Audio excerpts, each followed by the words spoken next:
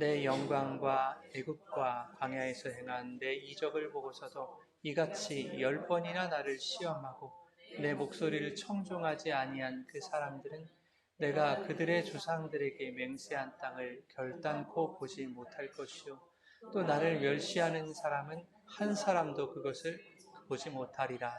그러나 내 종 갈렙은 그 마음이 그들과 달라서 나를 온전히 따랐은즉 그가 갔던 땅으로 내가 그를 인도하여 드리리니 그의 자손이 그 땅을 차지하리라. 아멘. 살아계신 하나님의 말씀입니다. 할렐루야. 하나님 아버지와 예수 그리스도로부터 오는 은혜와 평강이 이 시간 여러분 가운데 함께 하시기를 예수님의 이름으로 축원합니다. 오늘은 갈렙의 전심으로라는 제목으로 말씀의 은혜를 나누겠습니다. 우리 교회가 섬기고 있는 베트남의 김용희 선교사님이 계십니다. 선교사님이 거의 매일 카톡으로 감사 일기를 저에게 보내주시거든요. 아는 지인들 이렇게 몇 분들하고 이렇게 나누고 계십니다. 하루에 있었던 일들과 그 속에서 인도하셨던 하나님의 선하신 손길을 감사하는 내용들입니다. 저는 그것을 읽는 것이 저에게 큰 도전과 은혜가 됩니다. 하루를 마무리할 때쯤 해서 그 소식이 오거든요. 그러면 마음이 참 따뜻해지고, 나도 이렇게 감사하며 살고 싶다라는 그런 도전을 받게 됩니다. 지난 금요일에 보내주신 감사일기에 이런 내용이 있었습니다. 하나님 앞에서 거짓 믿음을 가진 자가 되어서는 안 됨을 깨닫습니다. 예수님은 다 아시기 때문입니다. 가면을 쓴 자가 아닌 속과 겉이 하나님 보시기에 정결해야 함을 깨닫게 하시니 감사합니다. 이 나눔이 제 마음에 울림을 줬습니다. 나는 혹 하나님 앞에서 거짓 믿음으로 살아가고 있는 자는 아닐까 이런 생각을 했어요. 하나님의 뜻을 강조하고 말씀을 강조하면서도 정작 내가 하나님의 말씀을 이행하지 못하고 자신의 욕심을 이루기 원하는 그러한 시커먼 속내를 감추면서 목사라는 가면을 쓴 채 살아가고 있는 건 아닌가 하는 반성과 그런 생각들을 한번 해봤습니다. 이런 이미지가 연상됐습니다. 목자가 틈을 보이면 양들을 덮치겠다는 심산으로 양무리 속에서 양의 탈을 쓴 채 온순한 척하면서 먹잇감만을 예의주시하고 있는 늑대의 모습, 내 속에 혹 그 늑대의 은큼함이 있는 것은 아닌가 생각해 보게 됐습니다. 물론 개척을 하고 7년 동안 물질이나 명예를 추구하며 살아오지 않았습니다. 목사라는 직책을 이용해서 군림하거나 또 사욕을 채우지 않았다고 저는 생각합니다. 앞으로도 그럴 생각은 추호도 없습니다. 하지만 하나님의 뜻을 앞세워서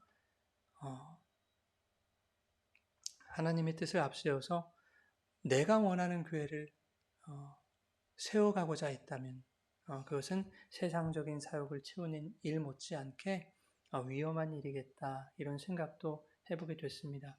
그것은 양들을 먹잇감으로 삼는 늑대의 모습과 별반 다르지 않겠다 이런 마음을 하나님이 주셨습니다. 몇 달 전에 EBS에서 방영한 늑대와 개에 관한 영상을 제가 보게 됐습니다. 타지키스탄의 파미르원을 배경으로 한 영상인데 그곳 유목민들에게 있어서 최대의 적이 뭔지 아십니까? 네, 늑대입니다. 네, 하루가 멀다 하고 가축을 물어가기 때문입니다. 그래서 유목민들은 늑대가 출몰하면 엽총을 가지고 그냥 사정없이 쏘아댑니다. 네, 자비가 없습니다.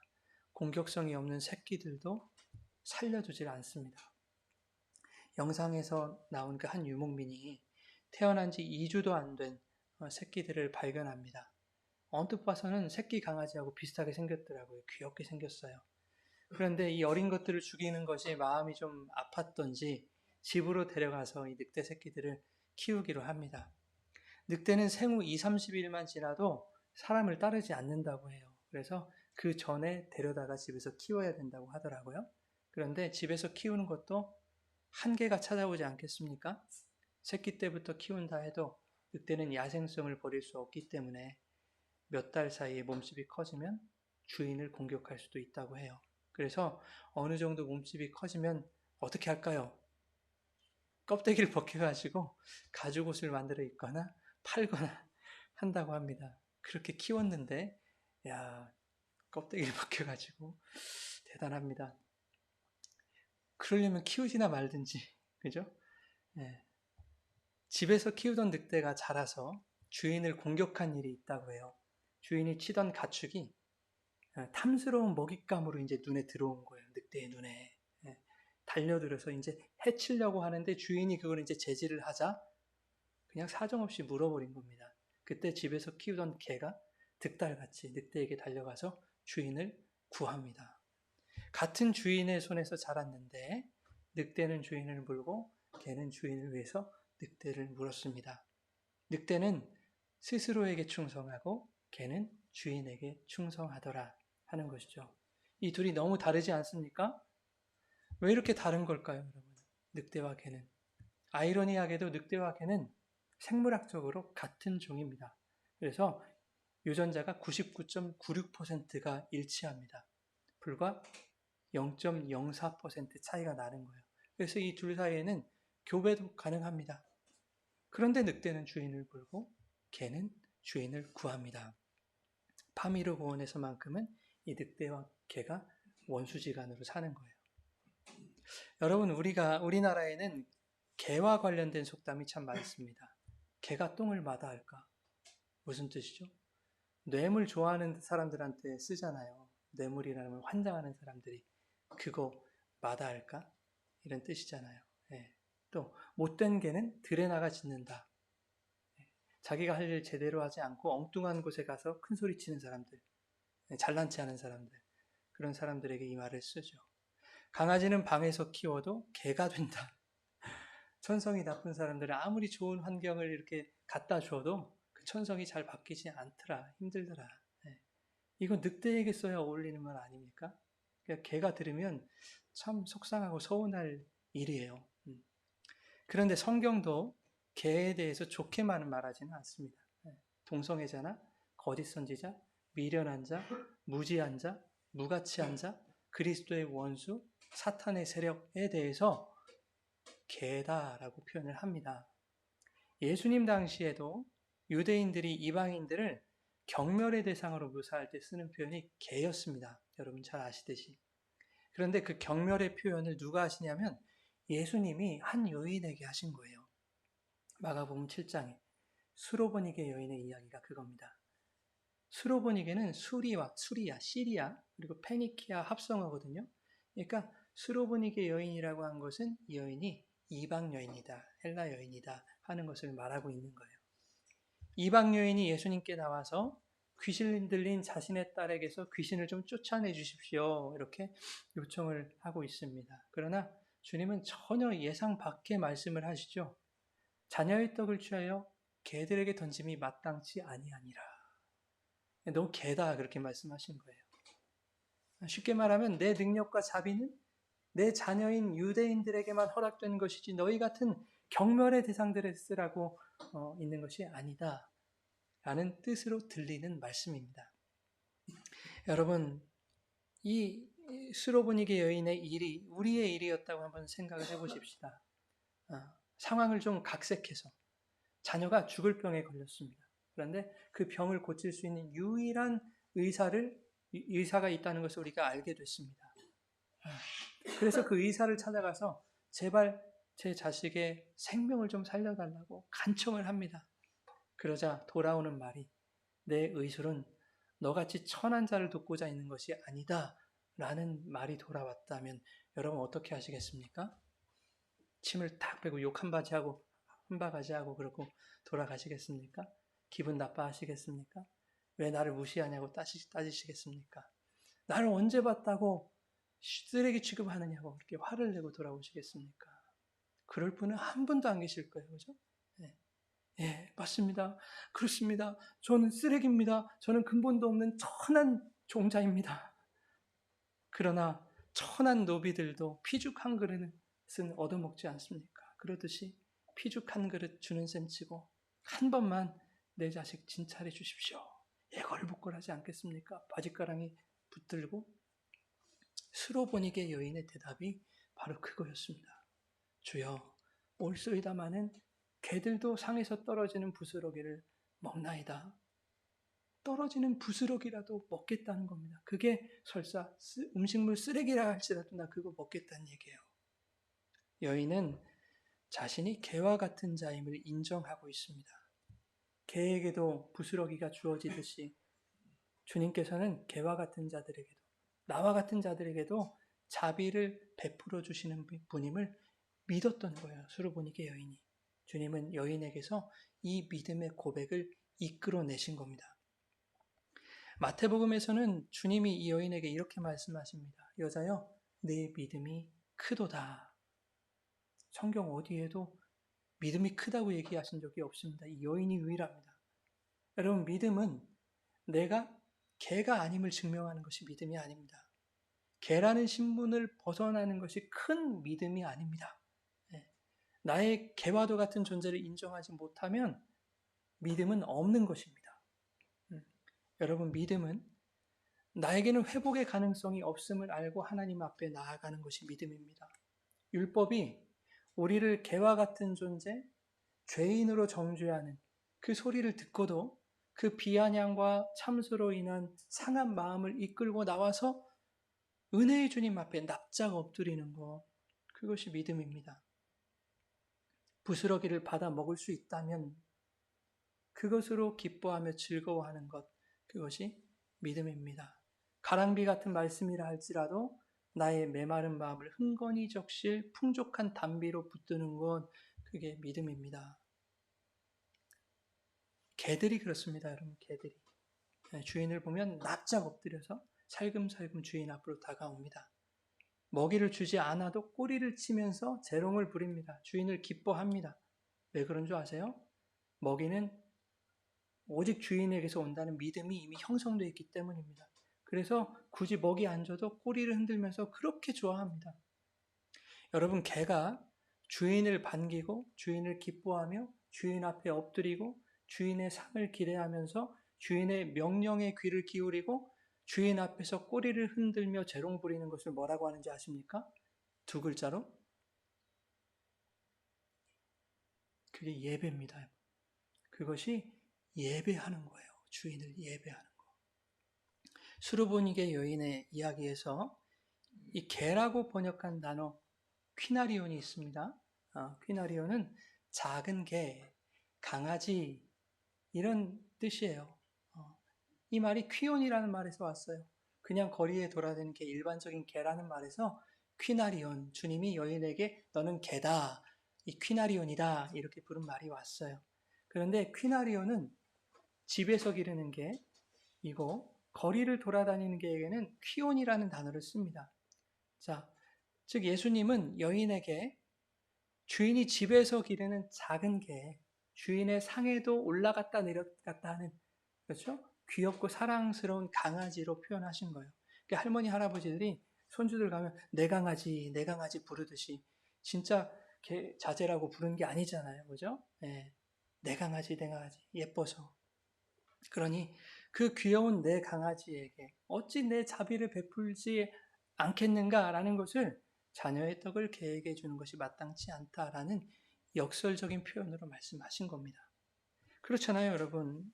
여러분도 아시다시피 저도 개를 키워봤습니다. 큰 개, 마루라고 하는 녀석을 몇 달 키워봤는데 사료값이 쌀값보다 더 비쌉니다. 겁나게 먹습니다. 네. 내 자식 예방접종보다 애완견 접종 비용이 훨씬 비쌉니다. 네. 가족처럼 여기는 그 사랑스러운 강아지에게 떡을 주지 않을 주인이 있겠습니까? 요한복음 4장에 보면 이 개라는 표현이 예배하다라는 단어로 표현됩니다. 우리 같이 한번 읽어보겠습니다. 하나님은 아멘. 예배하다로 번역된 헬라어 프로스퀴네오라고 하는데요. 무엇을 향하여 라고 하는 프로스라는 말과 입맞추다 퀴네오라는 말이 합성된 거예요. 그게 예배하다 프로스퀴네오입니다. 이 퀴네오, 입맞추다라는 말은 퀴온이라는 말에서 왔어요. 아까 퀴온이 뭐라고 했죠? 개라고 했죠? 입맞추다라는 말은 개라는 말에서 왔어요. 개가 어쨌길래요, 개가. 어쨌길래 그게 입맞추다가 됐죠? 주인의 손을 핥잖아요. 살금살금 다가와서 주인의 손을 발을 막 핥는 거예요. 거기서 입맞추다라는 단어 퀴네오가 나온 거예요. 그래서 예배하다로 번역한 프로스퀴네오는 무릎을 꿇고 엎드려서 주인 앞에 나아가는 것을 말해요. 여러분, 손등에 입을 맞추는 건 어떤 표시입니까? 경의를 표하는 거잖아요. 어떤 위대한 인물, 높은 사람, 스승에 대한 경의를 표하고 존경을 의미하는 거죠. 네, 그렇듯이 주인을 경외하고 그에게 순종한다는 의미를 가진 것이 프로스퀴네오, 예배하다라는 말입니다. 이 단어에서 경배자, 예배자라는 말이 왔어요. 그럼 여러분 어떻게 해야 돼요? 누구처럼 주인 앞에 나가야 돼요? 멍멍이처럼 나가셔야 돼요. 개처럼. 예. 예배자는 개같이, 개같이라고 하면 안 돼요. 개같이 주인 앞으로 나가는 자들인 거예요. 여러분, 개를 무시하지 마십시오. 개는 주인을 압니다. 주인이 나에게 어떤 존재인지를 알아요. 그래서 전적으로 주인을 의지합니다. 주인으로부터 양식이 온 것을 알고 그 양식을 사모합니다. 그리고 주인을 기뻐합니다. 또한 주인을 위해 일할 줄 압니다. 제가 말씀을 준비하고 묵상하는 방이 있어요. 지금은 제가 이제 공사를 해가지고 좀 따뜻한데 예전에는 단열이 안 돼가지고 겨울에는 엄청 추웠어요. 예. 보일러를 틀어도 외풍이 심해서 발이 얼 정도로 막 심했습니다. 추웠습니다.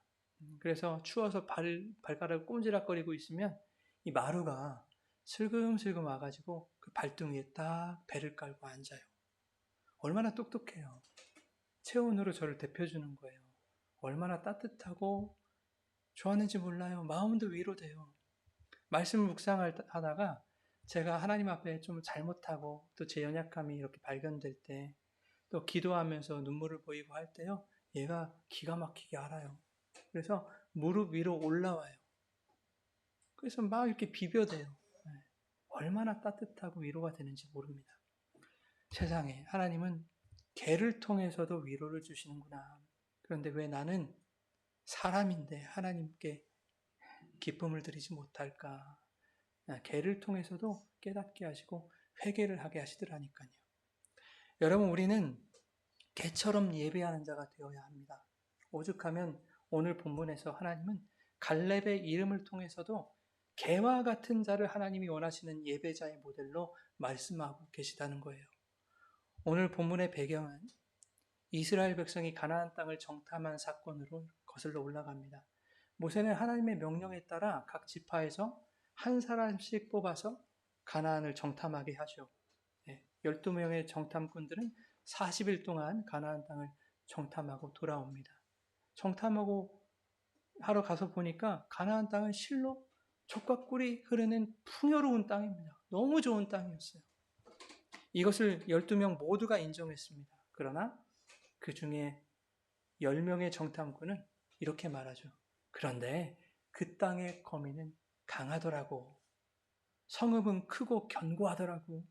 거기에 안악자손이 있더라고. 그 알지? 거인족속 말이야. 우리는 게임이 안 될 거야. 감히 적수가 안 될 거야. 이렇게 보고를 합니다. 이 보고가 백성들에게도 큰 두려움을 줬습니다. 그래서 백성들은 밤새도록 부르짖으며 통곡합니다. 그리고 원망합니다. 차라리 우리가 애굽에서 죽었거나 이 광야에서 죽었다면 좋았을 것을 왜 여기까지 우리를 인도해서 저들의 손에 저들의 칼에 죽게 만드는가. 모세와 아론을 원망합니다. 심지어 모세를 버리고 따로 지휘관을 세워서 애굽으로 돌아가고자 하는 반역도 시도됩니다. 하나님은 그들의 불신과 반역에 진노하셔서 이 세대는 약속의 땅에 들어가지 못할 것이다. 이렇게 말씀하세요. 그러나 예외가 있었으니 누굽니까? 여호수아와 갈렙이죠. 네. 오직 여호수아와 갈렙만이 믿음의 보고를 하는 거예요. 우리가 정탐한 땅은 심히 아름다운 땅이 맞습니다. 그러나 여러분 그 땅을 두려워하지 마십시다. 그들은 우리의 먹이가 될 것입니다. 여호와를 거역하지 마십시다. 하나님이 우리와 함께 하신다고 약속하지 않으셨습니까? 그 약속대로 우리와 함께 하실 것입니다. 여호와께서 우리를 기뻐하시면 젖과 꿀이 흐르는 그 땅을 우리에게 주실 것입니다. 그런데 이 말을 들은 온 회중이 그들을 돌로 치려 했습니다. 갈렙과 여호수아는 돌에 맞아 죽을 각오로 나의 주인이신 하나님의 말씀을 변호하고 있는 거예요. 그런데 같은 하나님의 백성인데 너무나 다른 거죠. 갈렙과 여호수아는 하나님의 말씀에 반응했고 나머지 온 회중은 눈에 보이는 상황에 겁을 먹은 10명의 정탐꾼 말에 반응을 한 겁니다. 그때 여호와께서 모세에게 말씀하십니다. 이 백성이 어느 때까지 나를 멸시하겠느냐? 어느 때까지 나를 믿지 않겠느냐? 내가 너희를 쳐서 멸할 것이다. 이에 모세가 중재하죠. 하나님, 이 백성의 죄를 사해 주십시오. 애굽에서부터 지금까지 이 백성을 사하지 않으셨습니까? 그렇게 사해 주신 것처럼 지금도 저들을 사해 주십시오. 모세가 이렇게 중재하는 거예요. 그러자 하나님이 모세의 중재를 들어주시죠. 그래, 내가 그렇게 하마. 그리고 하시는 말씀이 오늘 본문인 것입니다. 오늘 본문 내용이 뭡니까? 내 목소리를 청종하지 않는 자들은 내가 그들의 조상에게 약속한 땅을 결단코 보지 못할 것이다. 또 나를 멸시하는 사람도 그 땅을 보지 못할 것이다. 그러나 내 종 갈렙은 그 마음이 그들과 달라서 나를 온전히 따랐으니 그가 정탐했던 그 땅으로 내가 그를 인도하겠고 그 후손들이 그 땅을 차지하게 될 것이다. 여러분, 갈렙의 이름은 개라는 뜻입니다. 갈렙을 문자적으로 이렇게 해석을 하면 뭐라고 써 있습니까? 갈렙? 개인데 문자적으로 해석을 하니까 모든 마음, 전심이라는 뜻이 돼요. 갈렙의 이름이. 본문 24절에 하나님이 갈렙에 대해서 뭐라고 말씀하십니까? 같이 읽어보겠습니다. 내 종 갈렙은 그 마음이 그들과 달라서 나를 온전히 따랐다라는 겁니다. 마치 주인이 기르는 개가 오직 주인만 바라보고 주인에게만 마음을 열어서 순종하듯이 나머지 정탐꾼들은 그냥 개였을 뿐이고 내 종 갈렙은 내 사랑스런 강아지였다라는 것입니다. 주인이 무엇을 원하는지 알고 주인의 말씀에 귀를 기울이며 그 말씀 속에서 풍성한 약속을 발견하여 그 말씀을 의지함으로 순종의 길을 걸어가는 자. 눈에 보이는 것에 함몰되지 않고 주인이 공급하시는 생명의 땅을 기대하고 확신하는 주인이 기뻐하시는 삶의 자세로 살아가는 자. 그가 갈렙이고 진정한 예배자라는 것입니다. 개는 일반적으로 부정하거나 천한 존재로 여겨졌습니다. 개라는 이름으로 살아가는 갈렙의 인생 속에 여러분 얼마나 많은 비웃음과 비아냥이 있었겠습니까? 힘들었겠죠. 생각해 보세요. 야, 개야, 개야. 이렇게 사람들이 부르면, 우리 부모님 나를 왜 개라고 지었느냐고. 아브람, 뭐 이런 거 좋지 않느냐. 이사야, 이런 거 좋지 않느냐고. 개가 뭐냐고. 캘렙이 뭐냐고. 캘렙이. 더욱이 이름의 뜻이 그 사람의 존재를 대변하는 사회였거든요. 그 사회에서 가장 천한 존재로 취급받는 개로서 살아간다는 것은 마치 이방 여인이었던 수로보니게 여인이 유대 사회에서 개 취급당하는 그 비참함과 다르지 않았을 겁니다. 그럼에도 불구하고 갈렙은 자신의 개된 존재를 인정하며 산 거예요. 세상에 돌아다니는 그런 개가 아니라 오직 여호와 하나님께 온 마음을 들여서 그분의 말씀을 청종하고 그 말씀에 소망이 있음을 확신하며 말씀에 순종하는 예배의 삶을 살아가는 퀴나리온, 내 강아지임을 인정받은 거예요. 하나님은 그 퀴나리온에게, 그 강아지에게 약속하신 은혜를 반드시 공급하시는 분이다라는 것을 확신하며 믿음으로 여호와를 붙들었던 것입니다. 하나님, 옳소이다. 저는 개입니다. 그러나 개도 주인의 상에서 떨어지는 부스러기를 먹나이다. 갈렙도 이러한 수로보니게 여인의 믿음으로 살았던 겁니다. 하나님은 그러한 갈렙의 존재를 하나님의 사랑스러운 강아지로 역전시키신 거예요. 이 모든 영적인 상호작용이 이루어지는 과정이 바로 예배라는 겁니다. 여러분, 내가 비천한 자임을 아는 자가 전심으로 하나님을 바라볼 수 있습니다. 나에게 조금이라도 가능성이 있잖아요. 그럼 하나님 보다가 말 거예요. 붙들려고 하다가 이거라도 한번 해볼까 할 거예요. 인간의 어떤 방법들에 의지할 겁니다. 배고픈 자가 양식을 찾아요. 조금 배부르잖아요. 그러면 조금만 이따 먹지. 안 먹어도 살겠네. 이런 마음이 드는 겁니다. 배가 고파야 양식을 찾습니다. 나에게서는 양식이 나올 구멍이 없다는 것을 아는 자들이 주인의 상에서 떨어지는 부스러기라도 기대하는 겁니다. 그 부스러기 같은 말씀을 오늘 나를 살게 할 전부인 생명으로 붙드는 자에게, 또 그렇게 전심으로 주님께 나아가는 자들에게 하나님의 은혜가 부어질 것입니다. 그것이 하나님이 기뻐하시는 예배가 될 것입니다. 그들이 내 강아지인 것입니다. 말씀에 대한 전심의 반응이 일어날 때 영혼의 만족과 풍성한 기쁨이 그때 회복이 되는 것입니다. 싫은 소리도 달게 들으며 내 영혼 고쳐달라고 주님의 자비에 호소하는 자들에게 주님의 떡이 주어질 것입니다. 여러분, 개와 늑대는 99.96%가 같습니다. 그러나 그 둘은 유전적으로 같아도 완전히 다릅니다. 무엇이 다른 것입니까? 뭐가 다를까요? 그 마음과 시선이 다른 거예요. 늑대는 내 먹잇감을 봅니다. 그러나 개는 주인을 봅니다. 늑대는 내 이익에 반하면 주인도 가차없이 물어버립니다. 그러나 개는 오직 주인의 음성을 듣고 반응합니다. 늑대는 그 마음을 먹이에 두고 개는 마음을 주인에게 두는 것입니다. 그래서 늑대와 개는 완전히 다른 것입니다. 목사의 탈을 쓰고 교회를 위하는 것처럼 살아도 내 마음대로 목회하면 늑대인 겁니다.